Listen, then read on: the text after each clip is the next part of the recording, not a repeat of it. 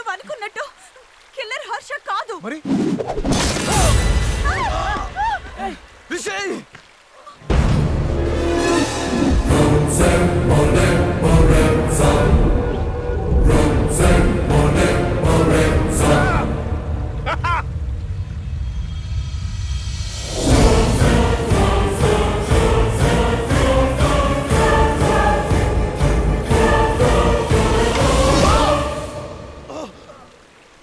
ఏంటి ఆశ్చర్యంగా ఉందా? మిమ్మల్ని కాపాడడానికి వచ్చిన పోలీస్ ఆఫీసర్ మిమ్మల్ని చంపుతుంది ఏంటి అనుకుంటున్నారా? మీరనుకున్నట్టు నేను పోలీస్ ఆఫీసర్ని కాదు, మీ వల్ల చనిపోయిన గాయత్రి సిస్టర్ని. మీరు చేసిన తప్పుకి మీకంటే ఎక్కువ శిక్ష అనుభవించిన దాన్ని. మీరు నా చెల్లెలి మీద వేసిన నింద నా ఇంటికి నడిచొచ్చిన ఆ రోజు. బావగారు, అమ్మాయి మాకు నచ్చింది. మా అబ్బాయి కూడా మీకు నచ్చితే భలేవారే. మీ అబ్బాయి నచ్చకపోవడం ఏంటండి? మరి మిగతా విషయాలు కూడా మాట్లాడుకుంటే. మిగతా విషయాలు అంటే కట్న కనుకలేగా, అవసరం లేదు. నాకు రాబోయే భార్య సాంప్రదాయాలకు విలువనిచ్చే ఫ్యామిలీ నుంచి మంచి గుణగణాలతో రావాలని కోరుకున్నాను. మా ప్రవళికలో ఆ లక్షణాలని పుష్కలంగా ఉన్నాయి. శుభస్య శీఘ్రం. ఉభయలకి ఇష్టమైంది కనుక తాంబూలాలు మార్చుకోండి. ఇంకా ఆలస్యం ఎందుకు? సుతాం వరదం విష్ణు శేషవర్ణం చతుర్భుజం ప్రసన్నవదనం జాయ సర్వవిఘ్నోపశాంతయే. ప్రవళిక, గాయత్రి ఫ్రెండ్స్ అట నిన్ను కలవడానికి వచ్చారు.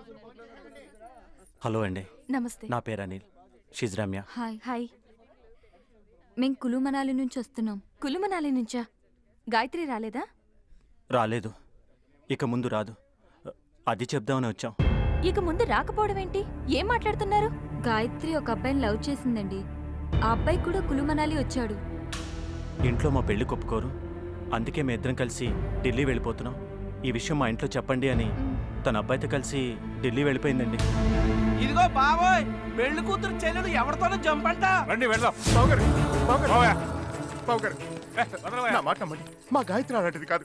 ఎక్కడో ఏదో పొరపాటు జరిగింది. ఓహో, ఎక్కడో పొరపాటు అంట. పొరపాటు ముక్కు మొహం తెలియని వాళ్ళు చెప్తే పొరపాటు అవుతుంది. స్వయారా మీ అమ్మాయి ఫ్రెండ్సే చెప్తే నమ్మకుండా ఎలా ఉంటామండి? బాబు, ఎక్కడైనా శత్రువులు అబద్ధం చెప్తారు గానీ స్నేహితులు చెప్పరుగా. ఏంటి బాబు, నువ్వు కూడా మాట్లాడు. చూడండి, మీ అమ్మాయిని కాని కట్నం లేకుండా పెళ్లి చేసుకుంటానంది. మీది పరువు మర్యాదలు గల కుటుంబం అని. అమ్మా, నువ్వైనా చెప్పమ్మా. అక్క పెళ్ళేంత వరకు కూడా ఆగలేక లేచిపోయిందంటేనే తెలుస్తుంది మీ పెంపకం ఎంత గొప్పగా తగలడిందో. ఆడదాని వేయండి, నువ్వు ఇలా మాట్లాడతావేటమ్మా? అది ఇలాంటి సందర్భంలో కాస్త ఓపిక పట్టమ్మా. నా మాట నమ్మమ్మా. చిన్న కూతురి క్యారెక్టర్ ఎలా ఉందంటే పెద్ద కూతురి క్యారెక్టర్ ఇంకెలాంటిదో. ఇంకెందుకు ఇక్కడ నుంచున్నారు? ఈ దరిద్ర మొహాలు చూడటానికా? నువ్వైనా చెప్పవే బావగారు. చిచ్చి,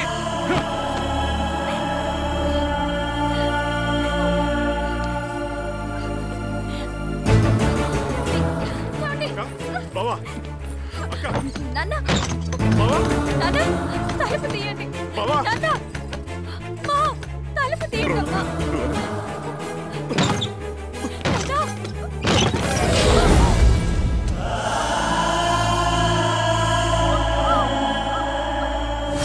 మీరు చేసిన తప్పు, చెప్పిన అబద్ధం నాకు జీవితంలో నా అనేవాళ్ళు లేకుండా చేసింది. చిన్నప్పటి నుంచి నా చెల్లెలేంటో నాకు తెలుసు. అందుకే మీరు చెప్పింది నేను నమ్మలేదు. నిజం తెలుసుకోవడానికి హర్షతో కలిసి ఇక్కడ పోలీస్ స్టేషన్కి వచ్చాను. ఈ అమ్మాయి మీ చెల్లెలా? అవును. సారీ టు సే దిస్, ఈ అమ్మాయి చనిపోయింది. మాకు ఈ అమ్మాయి డెడ్ బాడీ ఇక్కడ లోయలో దొరికింది. డీటెయిల్స్ ఏమీ లేకపోవడంతో మేమే క్రిమియేషన్ చేశాం. ఇవి బాడీ మీద మాకు దొరికిన ornaments. And one more thing, post mortem రిపోర్ట్లో మీ చెల్లెలు డ్రగ్స్ వాడి రేపు గురైనట్టు తెలుసు.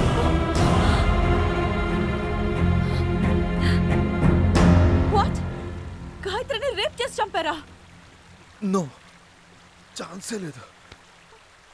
గాయత్రి డ్రగ్స్ ఎక్కువ తీసుకోవడం వల్ల కదా చనిపోయింది. మీలాంటి ఫ్రెండ్స్ అబద్ధం చెప్పచ్చు, కానీ పోస్ట్ మార్టం రిపోర్ట్ అబద్ధం చెప్పదు. నీ కళ్ళే చెప్తున్న తప్పు జరిగిందని చెప్పరా? చెప్పు, ఏం జరిగిందో చెప్పు. చెప్పు, చెప్పరా?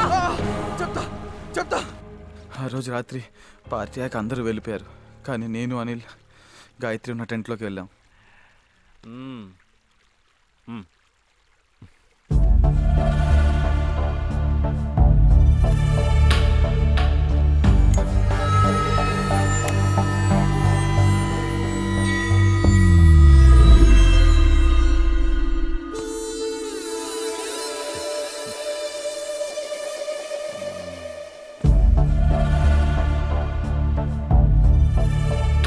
వచ్చిన గాయత్రి అనిల్ని గుర్తుపట్టింది. అరిస్తే అందరికీ తెలిసిపోతుందని అనిల్ బలవంతంగా నోరు మూశాడు.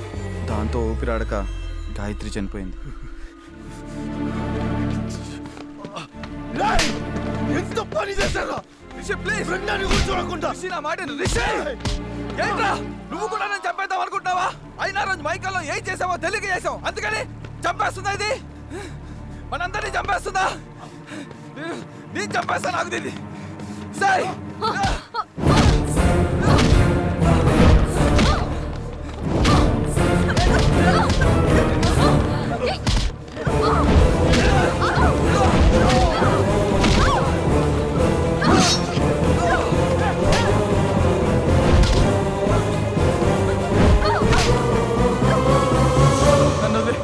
వదిలేయాలా? ఎందుకు వదిలేయాలరా? నన్ను క్షమించు ప్రవళిక. నా చెల్లెలు వద్దు వద్దంటున్నా మత్తులోకి దింపినందుక? చనిపోయిన నా చెల్లెలు లేచిపోయిందని దాని మీద నింద వేసినందుక? మీరు చేసిన తప్పు ఆ రోజే మీరు చెప్పుంటే నా పేరెంట్స్ చనిపోయారు.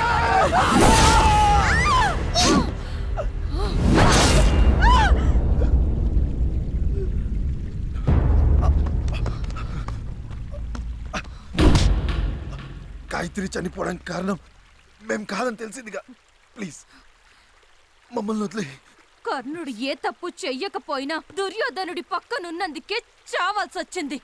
మీరు అంతే. ఏ కులమనాలిలో నా చెల్లెలి చావుకి కారణమయ్యారో అదే చోట మీ అందరి చావు చూడాలనుకున్నాను. అందుకే హర్షతో కలిసి ఇదంతా ప్లాన్ చేశాను.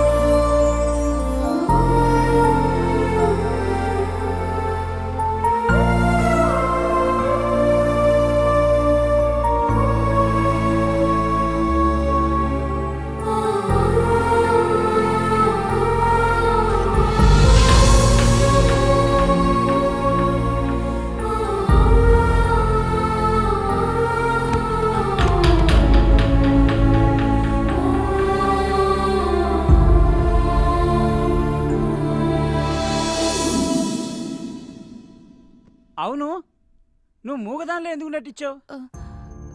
టూర్ వెళ్ళిన మా ఓనర్ నెల రోజుల వరకు రారని తెలిసి 4 రోజులకి ₹1,00,000 ఇస్తానని చెప్పి హౌస్ రెంట్కి తీసుకున్నాడు హర్ష. ఎవరితోనూ మాట్లాడకూడదన్నాడు. కానీ ఇక్కడ జరుగుతున్నవి చూసి భయం వేసి ఒకరోజు నిలదీశాను. మీ డబ్బు వద్దు, ఏమీ వద్దు, ముందు వీళ్ళందరినీ ఇక్కడి నుంచి తీసుకెళ్ళిపోండి. వీళ్ళందరూ ఇక్కడ చచ్చిపోతున్నారని మా ఓనర్కి తెలిస్తే నన్ను చంపేస్తాడు. ఇప్పటి వరకు ఓపిక పట్టావు కదా, ఇంకొక్క రోజు ఓపిక పట్టు, పని అయిపోతుంది. ఒక్కరోజు ప్లీజ్. అవునా పర్ణ, నీ సంగతి ఏంటి? నేను దొంగని. మిమ్మల్ని లిఫ్ట్ అడిగే ముందు ఆగున్న కార్ కూడా నేను కొట్టేసింది. తర్వాత డిక్కీలో డెడ్ బాడీస్ చూసి భయపడి మిమ్మల్ని లిఫ్ట్ అడిగి మీతో వచ్చేసాను.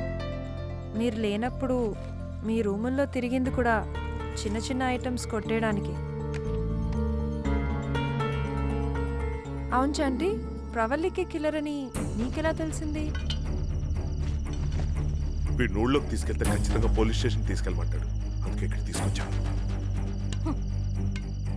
నా కసి తీరా మిగతా వాళ్ళని కూడా నా చేతులతో చంపే వరకు వీడు ఎవరికి కనపడకుండా చూసుకో.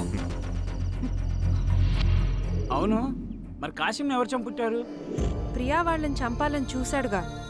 తన చెల్లికి జరిగిన అన్యాయం ఇంకెవరికి జరగకూడదని తనే చంపుంటుంది. మరి పోలీస్ స్టేషన్లో హర్ష కంప్లైంట్ ఇచ్చా అన్నాడు. సార్, నా బైక్ కొంచెం రిపేర్ అయితే నా ఫ్రెండ్స్ని బలవంత పెట్టి వాళ్ళ బైక్ తీసుకెళ్ళాను.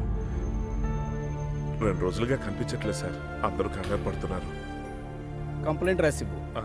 మా కజిన్ బైక్ కనిపించట్లేదని కంప్లైంట్ ఇచ్చారట. బైక్ కనిపించింది. కంప్లైంట్ విత్డ్రా చేసుకుందామని వచ్చాను. Okay sir. హర్షని పోలీసులు అరెస్ట్ చేశారు కదా, శిక్ష పడుతుందంటావా? అవునులే, హత్య చేసిన వాళ్ళకే కాదు, సపోర్ట్ చేసిన వాళ్ళకి కూడా శిక్ష తప్పదుగా. సర్లే, అందరితో కలిసి వచ్చాను, చివరికి ఒంటరిగా వెళ్ళాల్సి వస్తుంది. నేను బయలుదేరుతాను. సరే, నేను బయలుదేరుతాను.